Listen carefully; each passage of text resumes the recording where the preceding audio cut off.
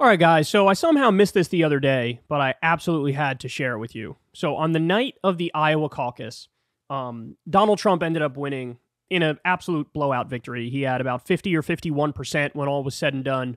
Ron DeSantis had 21%, and Nikki Haley had 19%. Now, that is not a good showing for Nikki Haley, especially because a lot of the polls going into Iowa actually showed there's a Nikki Haley surge, and she might tie or even surpass Ron DeSantis in Iowa. That didn't happen. It didn't happen. And DeSantis was able to hold on to second place. So Nikki Haley, as the votes were still being counted, but DeSantis was already up on her, she came out and she said the following. You're going to love this. At one point in this campaign, there were 14 of us running. I was at 2% in the polls. But tonight, Iowa did what Iowa always does so well. The pundits will analyze the results from every angle. We get that. But when you look at how we're doing in New Hampshire, in South Carolina, and beyond,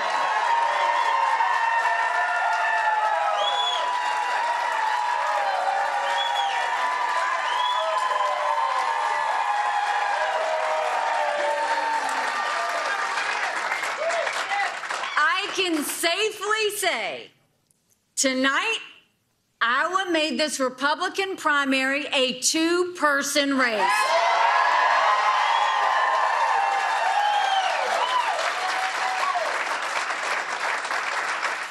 Nikki, that's embarrassing. That's embarrassing. First of all, let me just get this out of the way. I hate the way she talks.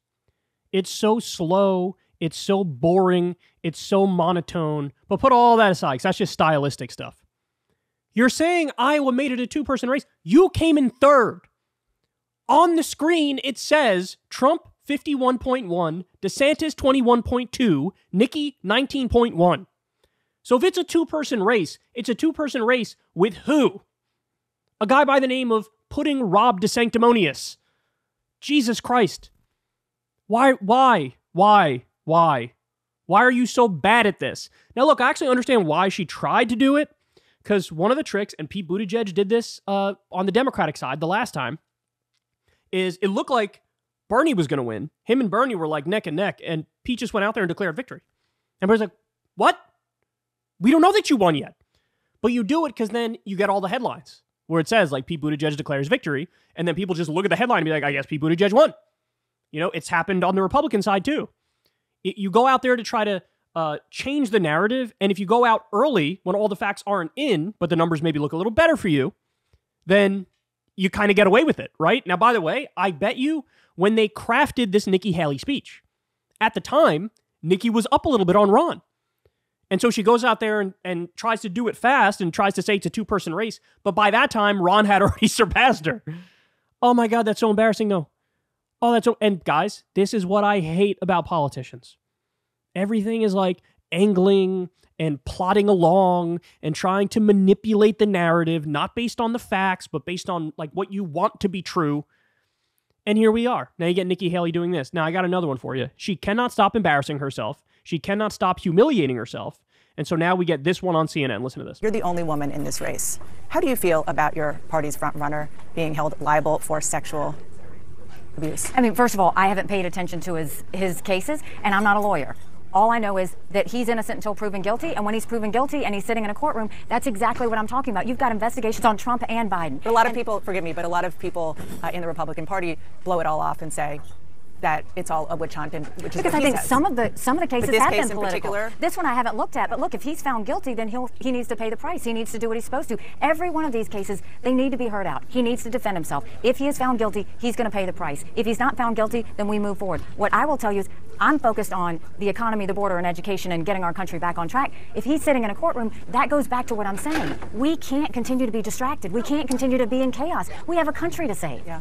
That is such a chicken shit answer. It's so chicken shit. And this is why she has next to no chance against Trump moving forward. Even if she performs well in New Hampshire, she'll probably get blown out in South Carolina, her own state, because of stuff like this, how chicken shit this is. First of all, he's already been found liable for sexual assault and defamation.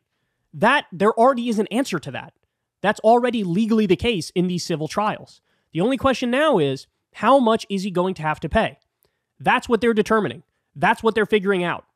Now, is Nikki Haley unaware of this? I don't think she's unaware of it. I think she's very aware of it. I think she's just giving a super duper political answer.